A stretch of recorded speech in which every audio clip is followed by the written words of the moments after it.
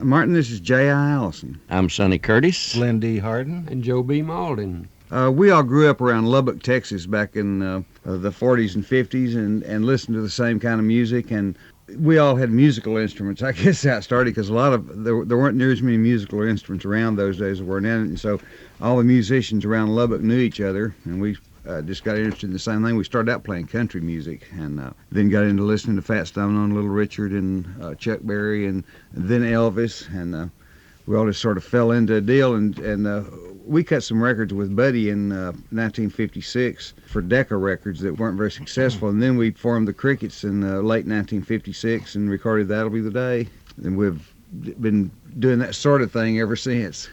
Some of the guys have come and gone, and they're all back now.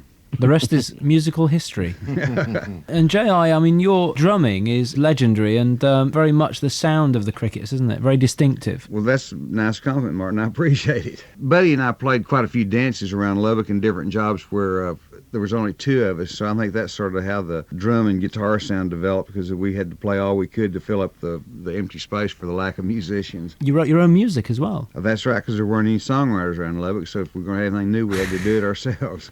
Sonny Curtis wrote one of the songs that Buddy recorded in the first sessions called Rock Around with Ollie V, which was one of the very first rock and roll songs, the very first rock and roll song to have a Fender Stratocaster played on it. J.I., do you remember writing songs like That'll Be the Day, Peggy Sue, More Than I Can Say, of course, which has been a hit for two or three people since the early days, isn't it? Do you remember how you wrote the songs? Well, That'll Be the Day, Buddy and I we had the instruments set up at my folks' house, and we were actually practicing probably, trying to learn a new Little Richard song or something like that, and Buddy said, why don't we write a song? And I said, well, that'll be the day.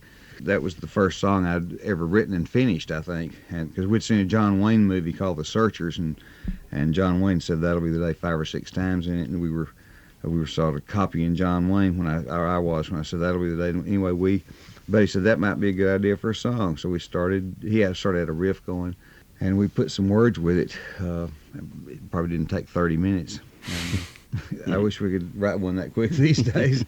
And More Than I Can Say, we were going to New York to do an album called In Style with the Crickets. Sonny had a guitar, and he and I started writing the songs, and Joe B was tied up driving, so he missed out on it. But we recorded it on that album, and I think it came out as a single. And then Bobby V recorded it in 1960. It was fairly successul. Somebody told us the story. Leo Sayer was watching TV, and they were advertising the Bobby V Hits album. And he said, I think I'll record that, which was a good stroke of luck for us, because that record was so well all over the world. And so we're big fans of Leo Sayer.